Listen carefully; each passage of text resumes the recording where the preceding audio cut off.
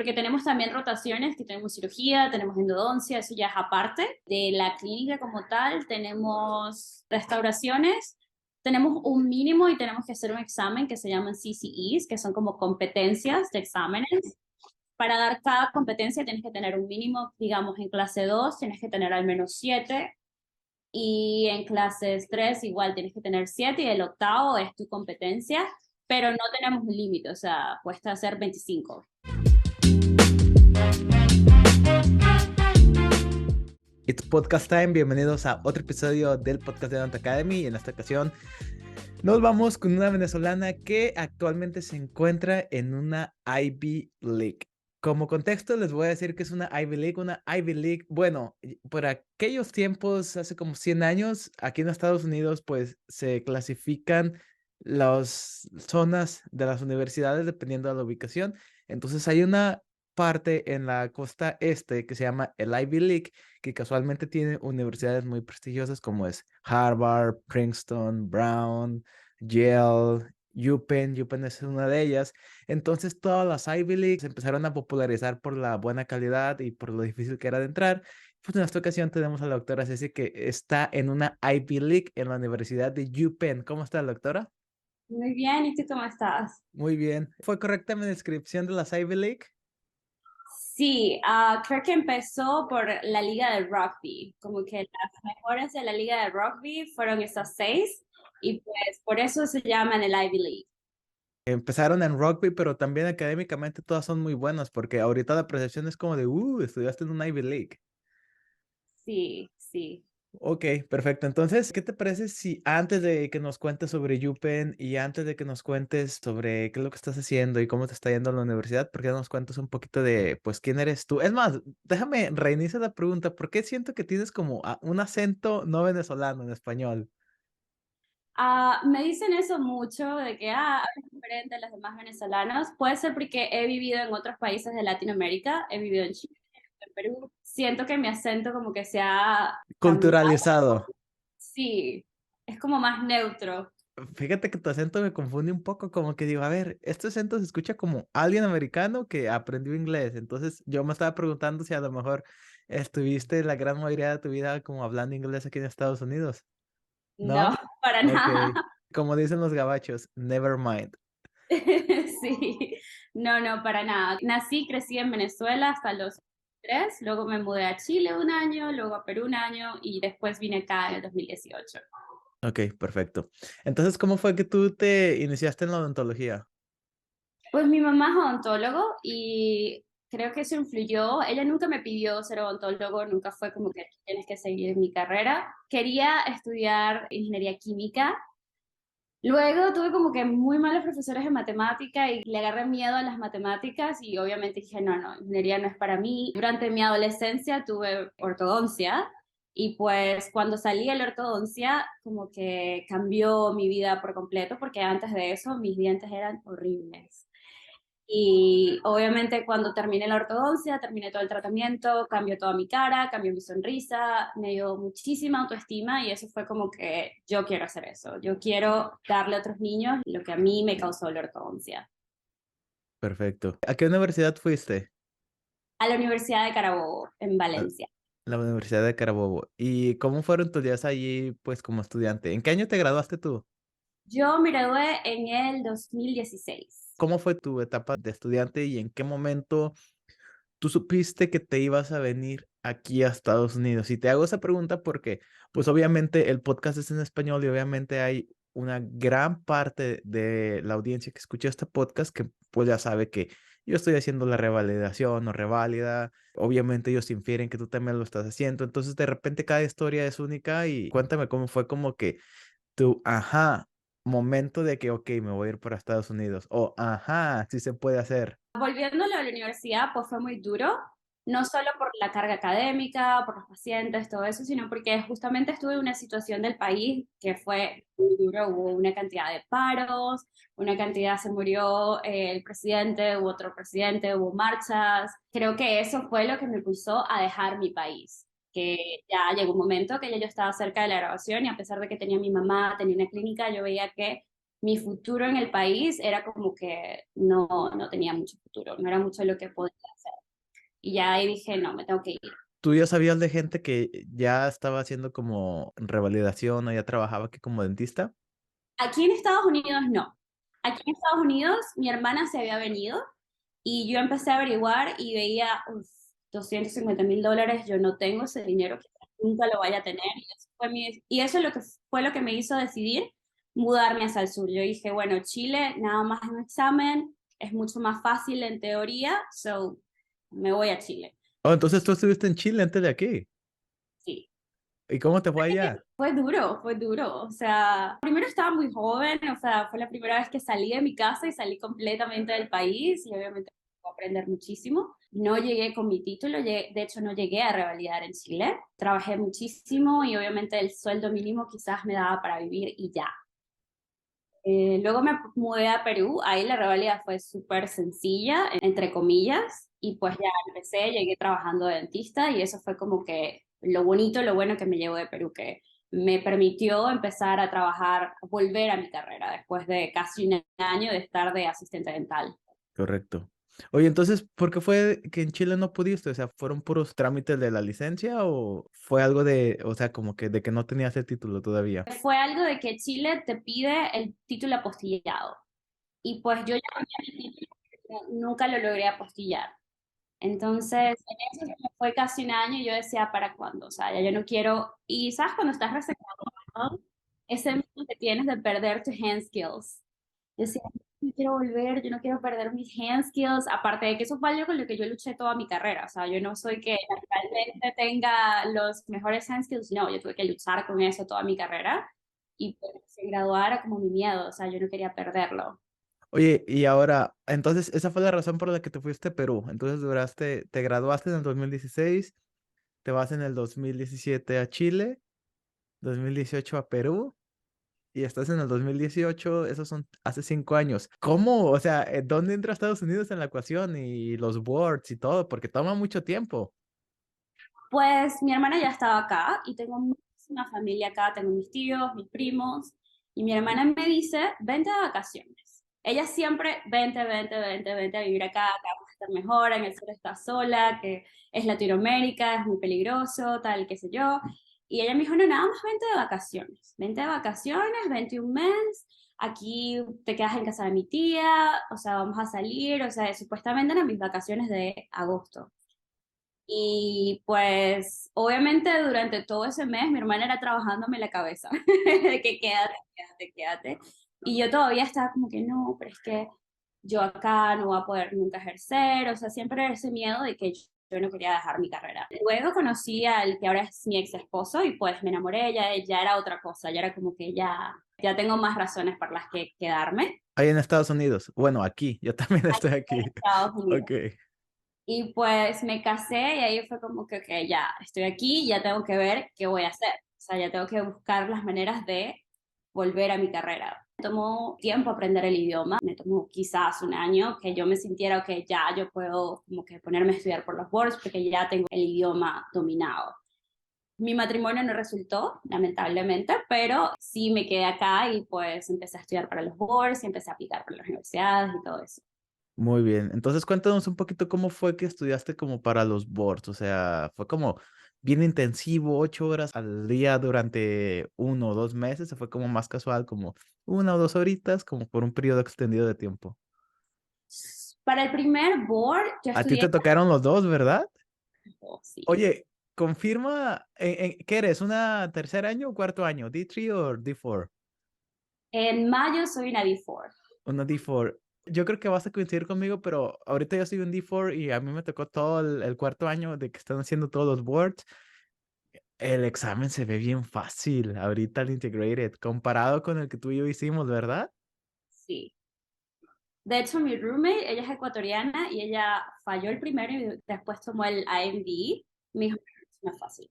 Ya, ya, ya. Entonces ahorita digo, no, hombre, la puerta ya está muchísimo más abierta para todos los internacionales que se quieran venir, ¿verdad? Sí, totalmente, totalmente. Aparte todavía está más estandarizado porque yo cuando estaba estudiando, o sea, te metías a los foros y ¿qué estudias? No, pues que yo estudiando los Dental Decks, yo estoy estudiando los Release Questions, preguntas las pasadas, estoy estudiando una aplicación, estoy estudiando el IMBD, el libro, estoy estudiando del este y ahorita nada más con una app, ya tienes ahí todo. Ya tienes totalmente, todo está listo. Oh, perfecto. Entonces, cuéntame cómo estudiaste para ellos. O sea, como te dije, para el primero me tomó un año. En ese momento trabajaba en una skating rink como secretaria y trabajaba con niñera, como nanny, como lead nanny. Entonces, en el ring, realmente mi trabajo no hacía nada y ellos me dejaban estudiar y yo estudiaba como 6 horas al día. Y después, los fines de semana, obviamente era mi tiempo, yo me dedicaba a estudiar. Hasta que llegó la pandemia y obviamente perdí uno de mis trabajos y me dedicaba intensivo toda la mañana a estudiar. Pero luego, o sea, yo tardé como 2 semanas sin trabajo y luego apliqué asistente dental. Y entonces ya tenía dos trabajos, asistente dental, niñera. Mi hora de estudiar después de eso era como a las 8 que se dormía el niño hasta las 10. Era súper difícil porque ya yo llegaba cansada de dos trabajos prácticamente y luego estudiar 2 horas era súper difícil. Hasta que ya tuve como a una semana de dar mis boards, la doctora con la que yo trabajaba, ella decidió cerrar su práctica para que yo estudiara para mi examen. Entonces tuve 11 días que lo que hice fue estudiar. De mañana a la noche estuve a estudiar. Obviamente hablé con mi jefe, el papá del niño, y le dije, mira, ¿será que yo me puedo tomar esta semana? Tengo mi examen y ellos igual, lo mismo. O sea, tienes como que carta abierta con nosotros. Gracias a Dios tuve súper, súper, súper buenos jefes que me apoyaron durante todo mi proceso. Correcto. Ok, entonces vas a coincidir también conmigo. El segundo está más fácil que el primero, mucho. Uf, muchísimo. Imagínate, y ya que reprobé el segundo. Sí, No. pues es que yo aprendí inglés a lo burro, al YouTube. Y cuando estaba leyendo Patient Management, no, ni siquiera entendía las preguntas, porque ya ves que te ponen como un chorro y la pregunta está como medio confusa.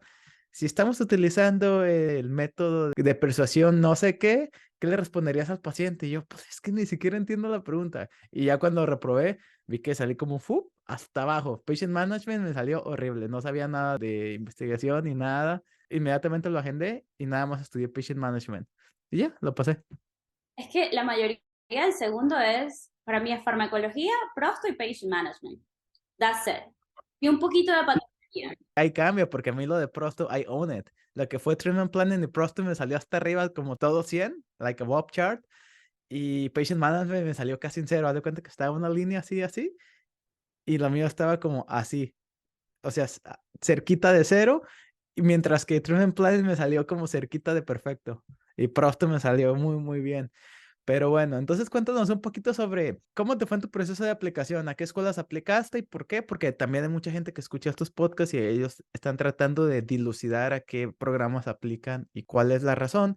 Cuéntanos también sobre tu proceso de entrevistas. ¿A ti te tocó entrevistas COVID por Zoom o ya eran presencial? Ok, No, todos eran solo fue presencial. ahorraste muchísimo dinero. Entonces cuéntanos a cuántas escuelas aplicaste tú.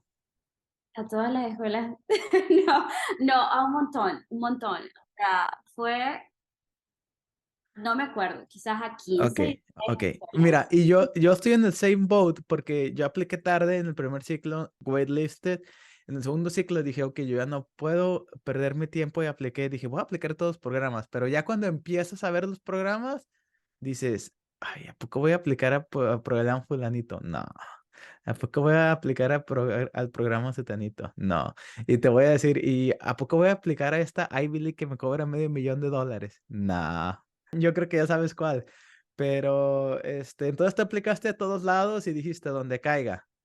Donde me elijan, allá me voy. ¿Cuál fue tu proceso de cuando empezaste a recibir invitaciones? Porque esa fue una problemática que yo tuve cuando yo apliqué a muchos, inmediatamente en junio yo ya tenía mi carta de aceptación de Chicago. Y fue como que, ay, entonces, ¿para qué gasté tanto? Entonces me estaban llegando de que Nebraska, nah, prefiero Chicago y ni siquiera me entrevistaba. Minnesota, nah, prefiero Chicago y entrevistaba. Entonces nomás me entrevisté en dos, en Michigan y en Chicago. Me aceptaron en Michigan y me cambié a Michigan cuando ya tenía mi aceptación de Chicago. ¿Cómo fue tu proceso como que de ir recibiendo entrevistas, como de que decir no, decir sí? Cuéntame un poquito esa parte. Como te dije, yo apliqué a muchas universidades. En un principio apliqué creo que a 10. Como que mis universidades que yo decía, yo sí me mudaría a este estado. y me iría a vivir para allá, o sea, las que estaban en la costa este, cerca de donde yo vivía, cerca de mi familia. Y a eso de finales de mayo, que tú empiezas a ver estos grupos de Facebook, había ya grupos de aceptación de PEN, grupos de aceptación de Minnesota, grupos de... Y yo entré en pánico y empecé a aplicar a más universidades. Apliqué a Pacific, apliqué a esta, la que es como cristiana, que yo no quería ir, pero Loma dije, tengo que Linda. aplicar. Loma Linda, exacto. O sea, no me importa, o sea, si me toman yo voy, o sea, pero o sea, no, como que no quiero perder otro año. Y obviamente yo estaba en pánico y decía, no me van a llamar, no me van a llamar. Yo decía, quizás, porque yo me gradué y dejé mi país, yo no tenía muchos años de experiencia, no tengo posgrado, quizás no tengo el currículum más brillante, yo decía, no, o sea, no me van a tomar. Y pues ya en junio recibí la primera invitación que fue para Minnesota.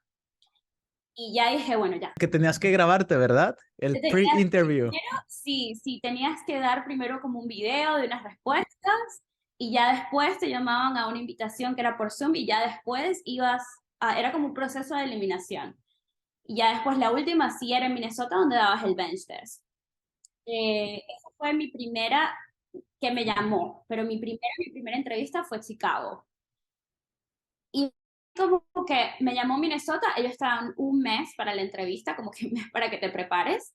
Igual, o sea, yo no había escuchado de nadie y de repente en una semana tuve 5 entrevistas. 5 escuelas me llamaron y yo obviamente fui a todas porque fue así como que un día detrás de otro, entonces no tenía aceptación de nadie Y todavía. aparte te tocó en Zoom, que eso es algo Y bien aparte me importante. tocó, Sí, porque sí, también me ha tocado, no a mí, pero me ha tocado ver de que en tiempos de Zoom, cuando alguien aplica muchísimas, hay veces que hay como overlap, de que tienen que decidir entre una o entre otra porque es el mismo día.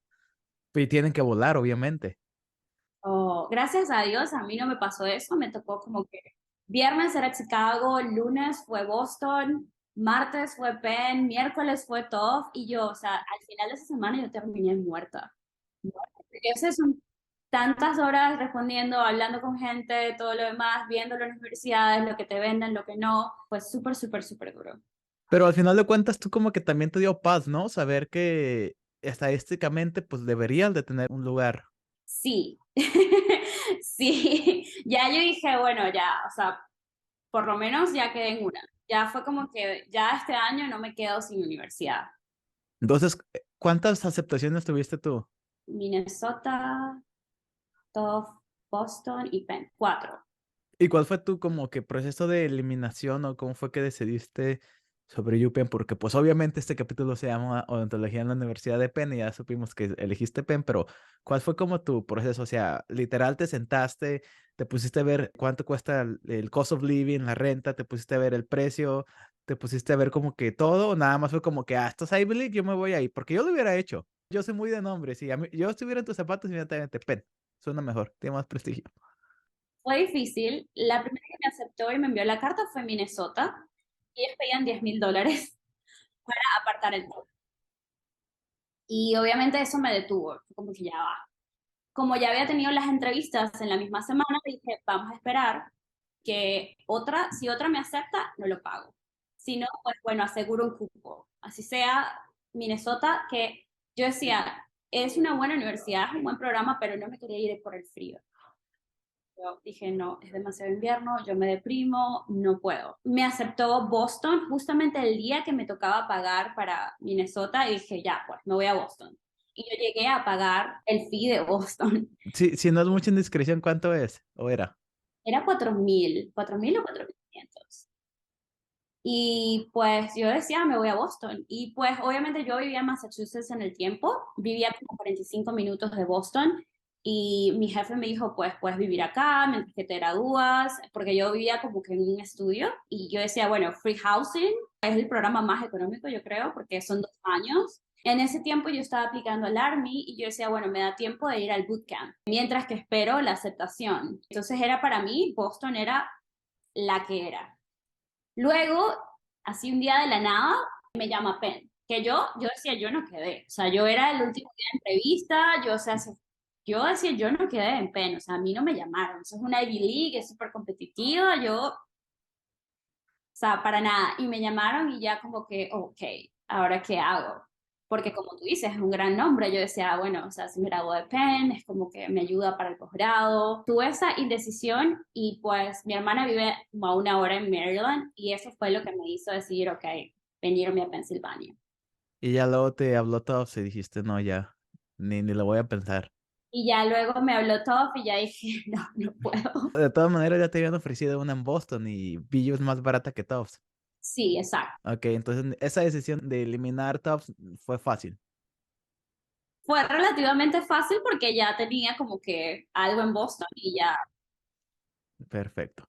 Muy bien, muchísimas gracias por compartirnos como tu travesía. De repente todas las travesías son como diferentes e iguales. Siempre hay muchas similitudes entre pues todos los que estamos acá. Yo desde que estoy aplicando para el Advanced Standing, yo sabía que yo quería hacer prostodoncia. A mí me gusta. No me gusta el Single Tooth Dentistry.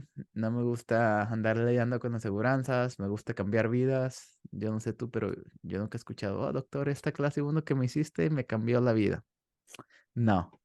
Entonces, precisamente una venezolana tuya me presentó a la ex jefa del departamento de prostodoncia y pues le mandé un mensaje y me dijo, ah, sí, ven a visitar cuando quieras y me aventé un road trip, fui y manejé y luego volé otra vez y visité el programa 2 veces, el programa de prostodoncia, entonces me tocó estar ahí así como haciendo shadowing, me hacían toda la escuela, el laboratorio digital, me tocó saludar al doctor Blatz, etcétera, etcétera, etcétera. Y las clínicas, oh my God, están bien bonitas, las que tienen como las luces en círculos. Yo creo que de todas las universidades de Estados Unidos, las clínicas que tienen ustedes son como las más bonitas. Ahora, cuéntame, oye, aparte de que la ubicación está como bien bonito, ¿cómo se llama donde están todos los edificios de UPenn y que está como el camino en medio, lleno de árboles, a un lado? Locust Walk. A lo mejor sí, está bien bonito, bien, bien, bien bonito. Cuéntame todo lo que tengamos que saber de Penn, a lo mejor alguien que va a ser aceptado o alguien que va a ser entrevistado que está haciendo su tarea como de obtener toda esa información, pues va a ser valiosísima esta información. Cuéntanos todo de Penn, desde cómo fueron tus clases, o sea, cuántos meses fuiste, cómo fueron tus clases, todo lo que tienes que hacer como D3, lo que vas a hacer como D4, todo. Han cambiado un poco lo que es las cargas de clases y de laboratorio. El grupo que está ahorita tiene mucho menos laboratorio de lo que nosotros tuvimos, lo cual a mí no me parece necesariamente bueno, porque obviamente tienes menos tiempo con faculty para practicar. El GRD está, o sea, el lab está abierto a cualquier hora, creo que cierra a las 10. ¿Qué significa GRB? GRD, Ajá. como que el laboratorio donde practicamos. Ah, o sea, es el eh, nombre del laboratorio nomás, de simulación o de Es el práctica. nombre del laboratorio nomás. Donde practicamos está abierto desde súper temprano hasta las 10 11 de la noche. Entonces tú puedes ir a practicar todo lo que quieras, pero obviamente solamente tienes faculty en tus horarios. Siento que los afecta a ellos y creo que me afectó a mí porque nosotros tuvimos como que la mitad de horas que el año anterior. Fue súper, súper duro el primer semestre porque es un montón de lectures.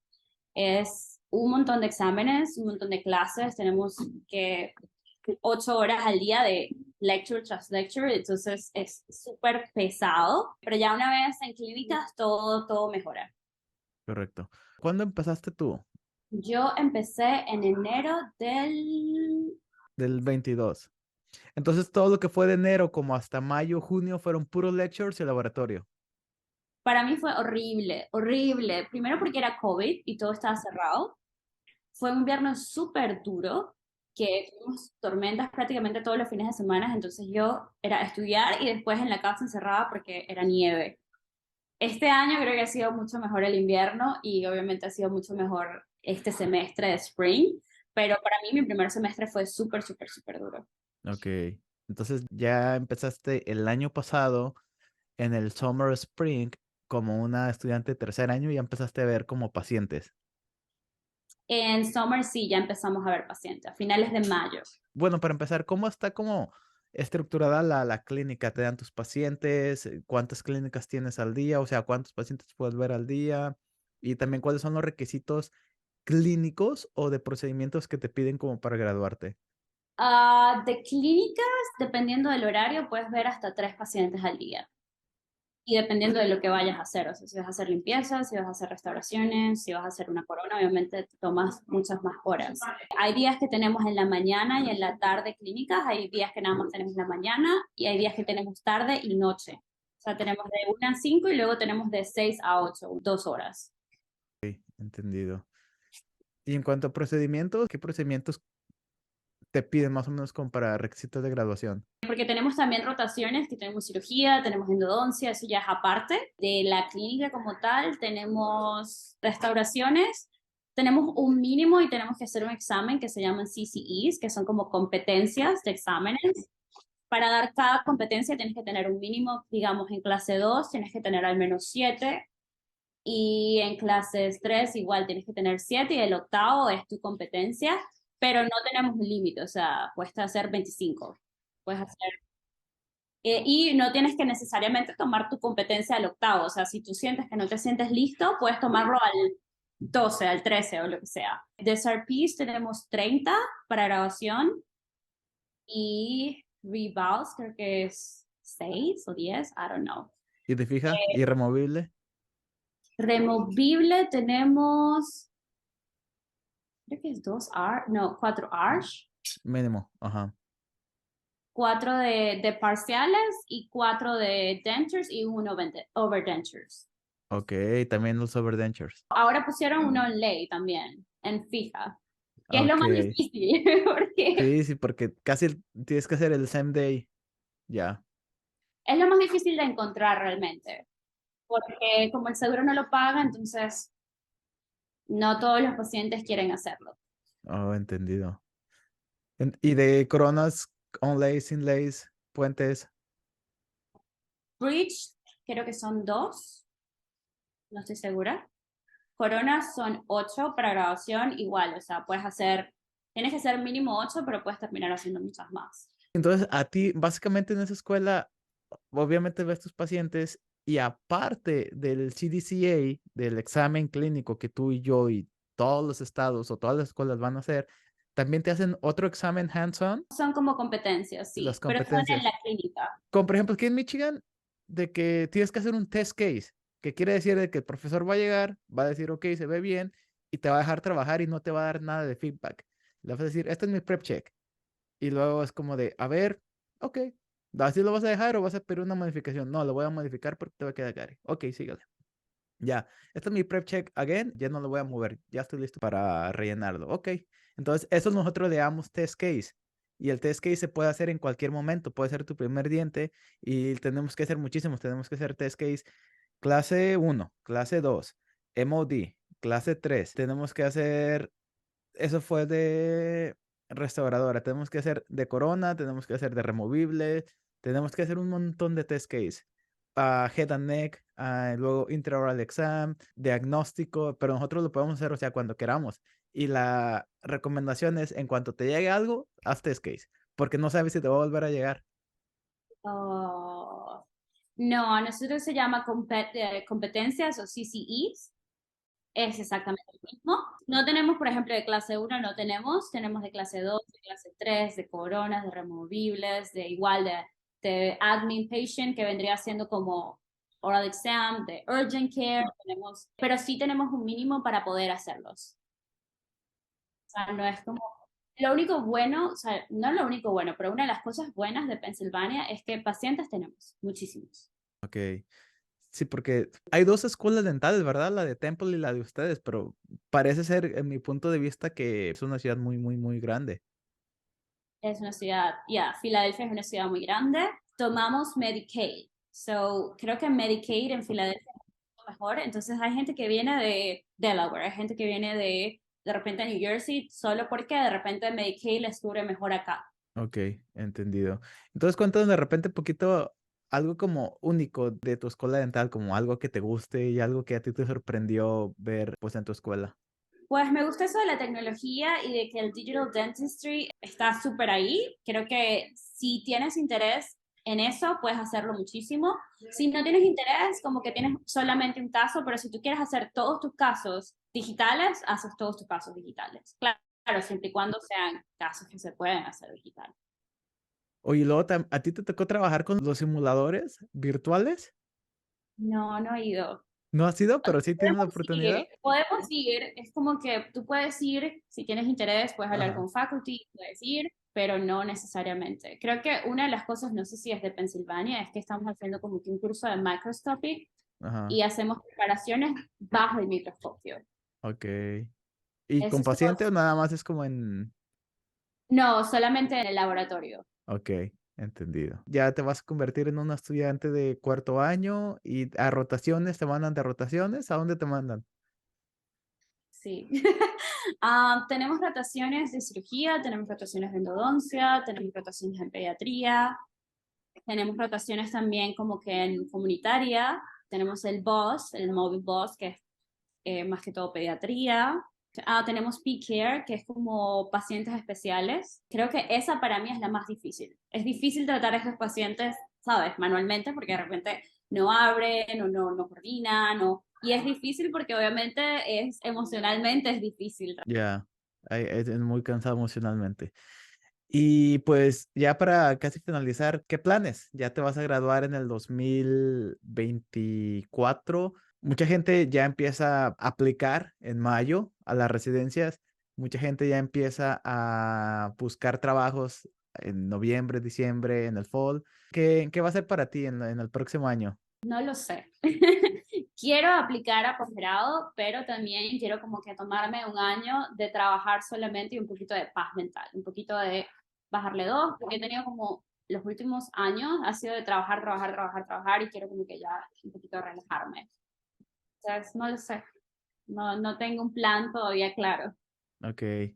Bueno, pues lo bueno es que este es uno de los mejores países del mundo para ser dentista. Si decides como que tomarte tu sabático, o sea, imagínate, en el peor escenario, vas a estar trabajando en una de las top 3 profesiones para hacer aquí en Estados Unidos. Entonces, ese sabático suena muy bien. Exacto. Que tampoco sería un sabático, si igual estaría trabajando de dentista, solamente sería un sabático de estudios. Sí, pero comparado con todo lo que ha pasado desde el 2016, sí contaría como sabático mental de alguna manera. Sí, total, totalmente. Bueno, Ceci, muchísimas gracias por tu tiempo. Ya nos contaste mucho de tu universidad y pues agradezco todo el tiempo que nos dedicaste el día de hoy. Gracias a ti por la invitación. Pues ahí lo tienen amigos, la doctora Ceci, una venezolana que está en UPenn, una Ivy League, y pues nos contó toda esta información sobre su universidad, UPenn, la Universidad de Pensilvania, y pues nos vemos en el próximo episodio. Ceci, muchas gracias. Gracias a ti. Bye bye. Bye.